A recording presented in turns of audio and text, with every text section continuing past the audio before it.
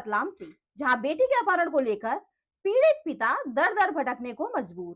खबर के बारे में विस्तार से जानेंगे, उससे पहले लेंगे एक छोटा सा ब्रेक। ब्रेक के बाद जल्द हाजिर होंगे। खुशखबरी खुशखबरी खुशखबरी, बेरोजगारों के लिए खुशखबरी।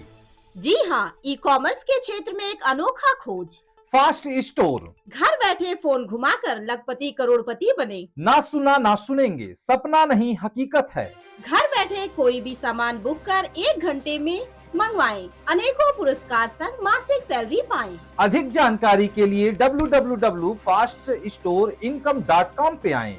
ब्रेक के बाद आप सभी का स्वागत है। खबर मध्य प्रदेश के रतलाम से, जहां मध्य प्रदेश के रतलाम जिले के जावरा के अंतर्गत पिपलौदा थाना क्षेत्र में आने वाला गांव बयाना में बालिका के अपहरण की शिकायत विषय में पिता बोले, पुलिस नहीं सुन रही है। ग्राम आयन से 5 वर्षीय बालिका को कुछ महिलाएं उठाकर ले गईं।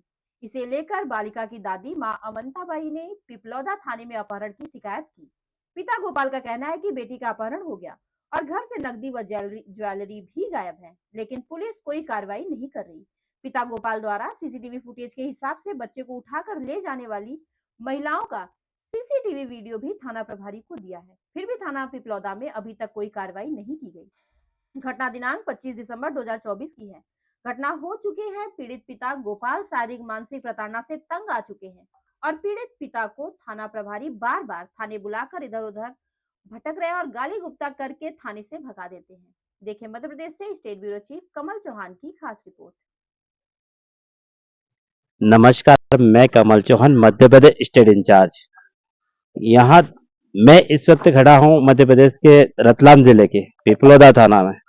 यहाँ घटना ऐसे सुनने में आई है कि वंशिका, इनकी लड़की, इनको 25 तारीख से लापता अगवा कर लिया गया है महिलाओं द्वारा।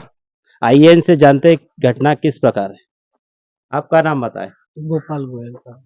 घटना का विवरण दे, क्या है? सब हम लोग, मैं और मेरे भाई दोनों काम कर रहे थे और मेरे उस दिन 25 तारीख को स्कूल की छुट्टी थी, तो उस टाइम पे मेरे भैया की लड़की और मेरी लड़की दोनों घर पर थे और मम्मी खेत का मतलब गाय का चारा लेने गई थी।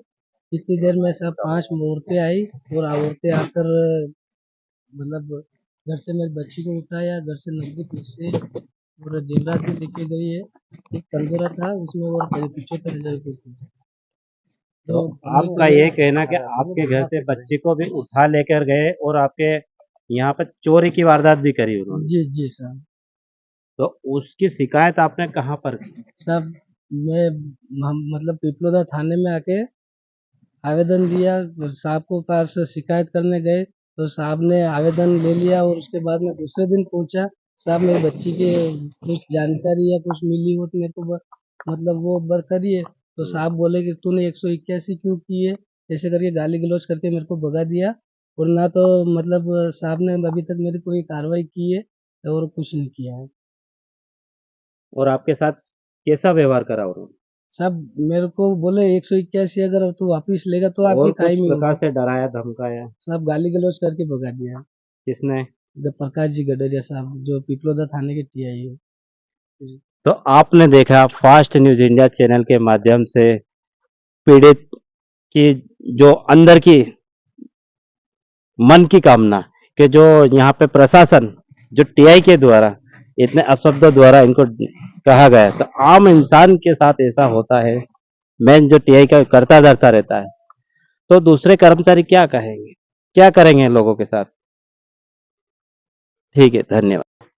तो आइए इनसे जानते हैं, हमारे चैनल के माध्यम से इन लोगों से भी जानकारी लेते हैं। सर, आपका नाम बताएं। मैं राष्ट्रीय अनुसूचित जाति जनजाति विकास परिषद से प्रदेश महासचिव हूँ। मेरा नाम राजेश कुमार डाबी है।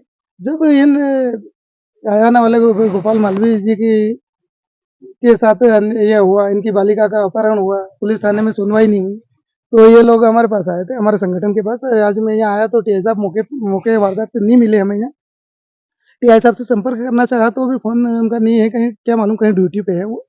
और अगर थाने के मेन पदाधिकारी होते हुए भी आम नागरिक के साथ ऐसा व्यवहार करते हैं तो अपन ना तो इनके मन में सीएम वगैरह किसी भी उच्च अधिकारी का कोई डर ही नहीं है, क्योंकि गाली गुप्ता करके भगा देते हैं फरियादी को। अब इनसे कैसे उम्मीद रखा जाए कि ये पीड़िता को न्याय दिला देंगे, कि या पीड़िता के पक्ष में काम कार्रवाई करेंगे।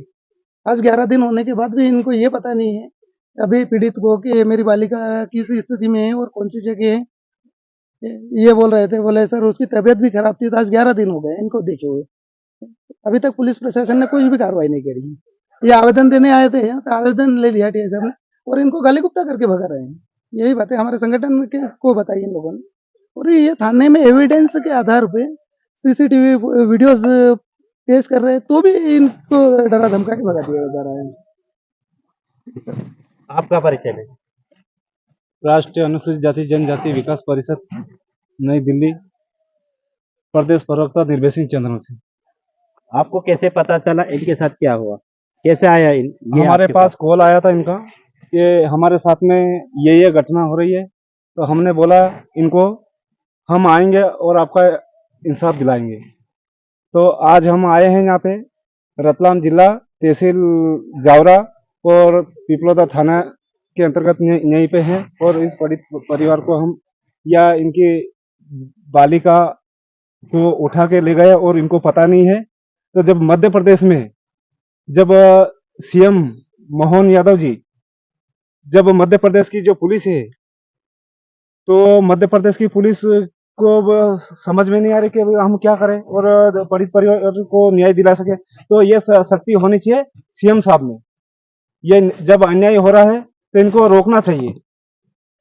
सीएम से बढ़कर कोई चीज नहीं है। सीएम चाहता है वो करके दिखा देता है, पर सीएम इस बात को सीएम को ही पता नहीं है, इनके संज्ञान में नहीं है। माँ बैठे बैठे ही माँ से समझा सकते हैं और गरीब के साथ में जो अन्याय हो रहा है वो रुक भी सकता था, रुक भी सके, पर बाकी वो आगे तक का कोई सोच ही नहीं रखते। तो आपने देखा हमारे चैनल के माध्यम से लोगों से, कई अधिकारी से जानकारी ली हमने। धन्यवाद। 25 तारीख की समस्या है। 25 तारीख के दिन मैं और मेरे भाई साहब खेत पे गए थे काम करने के लिए।